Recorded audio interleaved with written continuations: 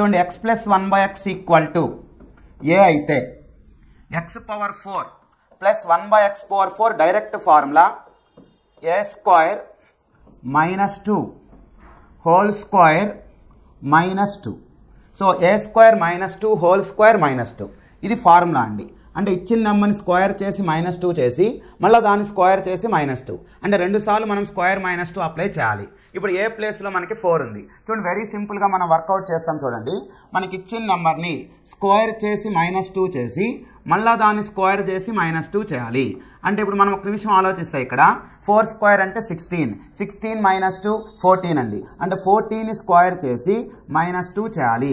14 square అంటే 196 కదా. 196 - 2 అంటే 194 అనేది ఆన్సర్ అవుతుంది. ఈ ప్రాబ్లం మీరు ఆన్సర్ వర్కౌట్ చేసి మీరు కామెంట్ రూపంలో ఆన్సర్ తెలియచేయండి. Okay, thank you.